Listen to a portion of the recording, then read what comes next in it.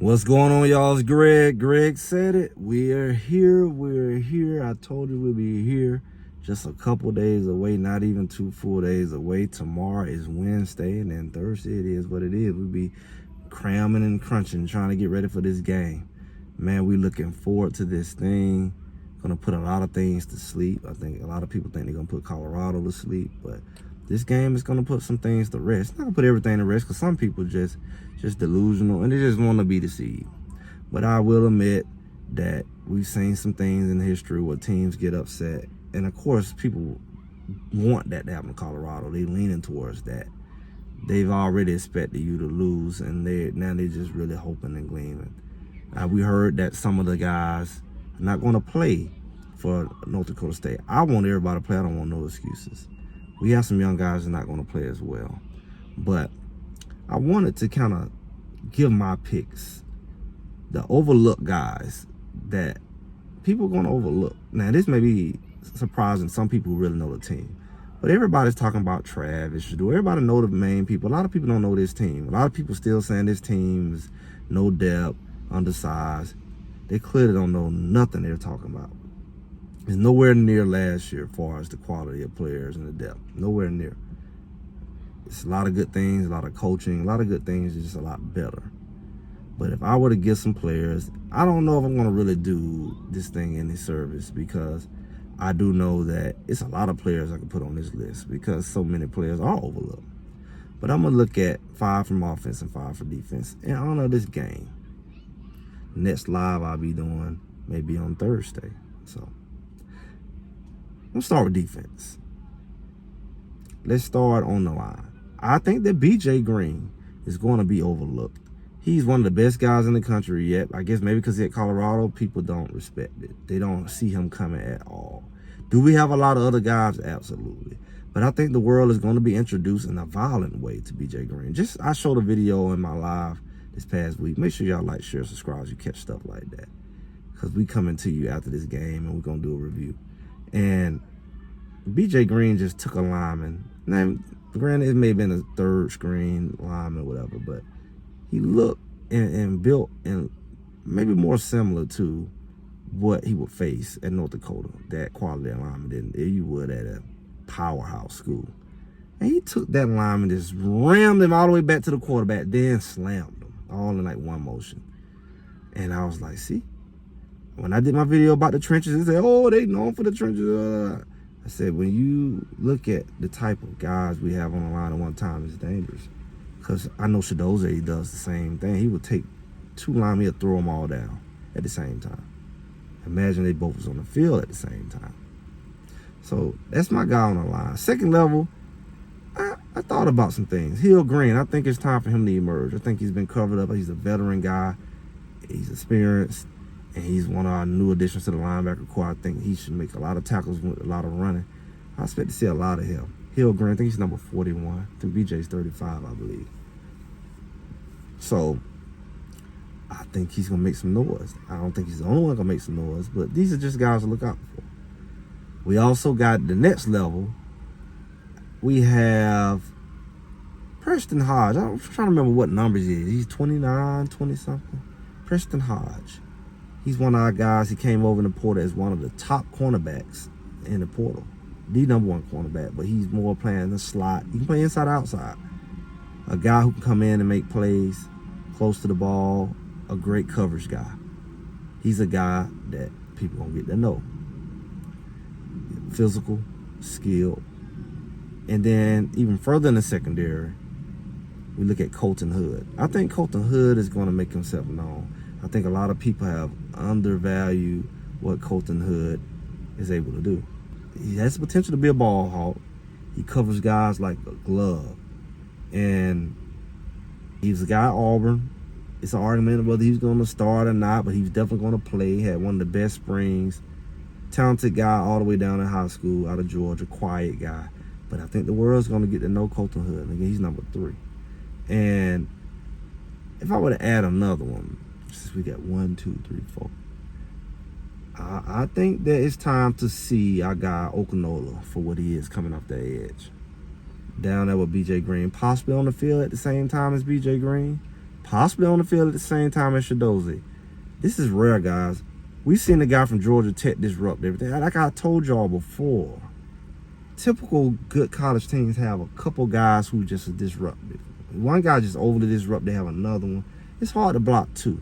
It's rare that you have 3-4 guys who just as disruptive on the line at the same time. It creates an impossible situation. And that's what I'm expecting matchup-wise for Colorado. Not just this week, but most weeks, if not all, in this conference play. These guys combined is like a league of doom for offense. Because you're going to have to put a lot of resources, energy, and focus in trying to stop one. And if you have a few of them on the field at the same time, it's just problematic. And y'all going to get to see what I'm talking about. But let's switch over to the offensive side. On the offensive side, let's start in the backfield and work our way up. I think that Dallin Hayden is going to be a guy that we really going to get to see show himself out that backfield. Come from Ohio State, started as a freshman. He really do his thing when he got in the game. He's just looking for the opportunity. Everybody don't want to know what their running game look like. He's going to be one that stand out. Dallin Hayden, what is Hayden number? Hayden number is like, it's one of those single digit numbers. Is he 8? Is he 9? I'm trying to remember. But Dallin Hayden is running back. And he's going to do his thing. Like I said, I don't think he's going to be the only one, but I think he's going to put up some numbers. It's going to catch people's attention. On the offensive line, it's a couple guys. And they might be on the same side of the ball, but these are some overlooked guys. First is Benson. I think Khalil Benson is going to be a guy that really, really helps the run game. He's very strong at that. They put him on the inside.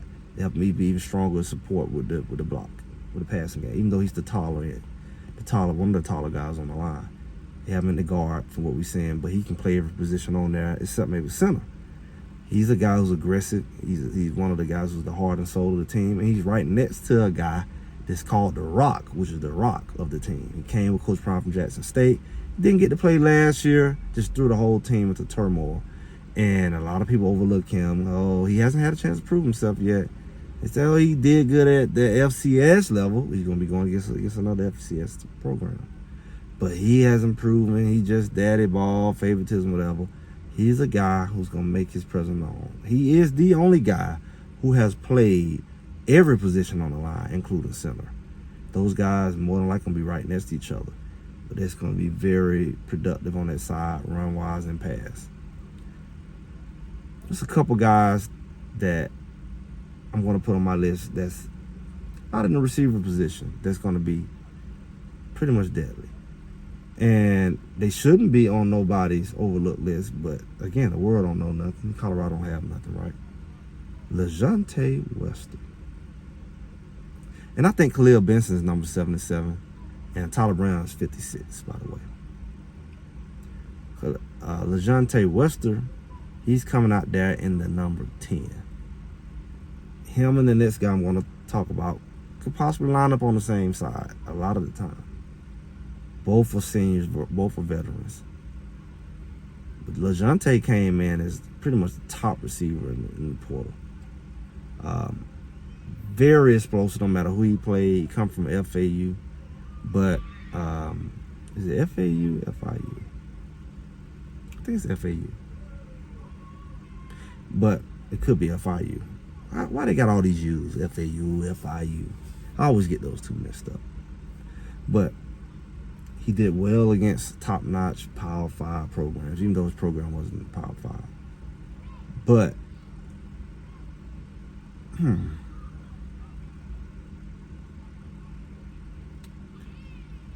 But I would say, whoever had to cover him had a hard time. If he had a better quarterback, who knows what kind of numbers he'd have put up. The guy put up well over 1,000 yards.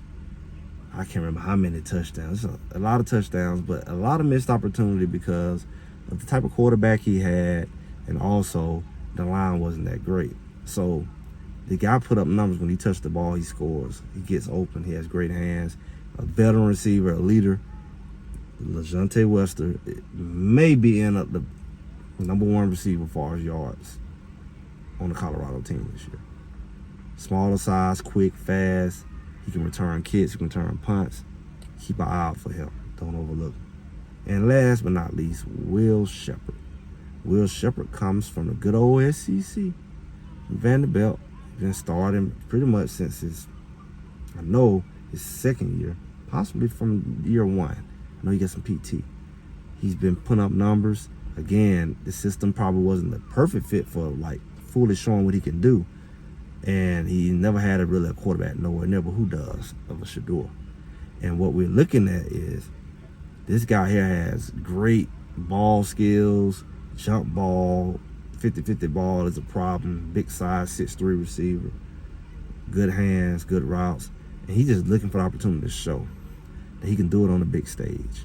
Even your SEC, you one of the weaker schools in the conference, you don't really get the respect because you ain't winning like that. And like I say, the eyeball's not really on that school like that. I think Vanderbilt, not really a football school, it's more academic. Baseball have done in recent years decent, so everything that he's done has kind of been under the radar, and it caused people to kind of undervalue him. So he's looking to show what he can do. He's been a very popular and a very effective target for Shedeur. Shedeur and him, he kind of, I like to do the comparison. When you saw Marion Miller against the USC, the big body receiver, and Shedeur just picking them apart, that's what he looks like. He looks like a more mature, a more polished version of what Amari Miller could be as he mature. Big receiver, good hands, jump ball, just very reliable. And you notice that it's so many guys that I can name that's overlooked because of the type of team, but it won't be for long. Got a lot of new guys. It got some guys that came back that people just don't really know like that.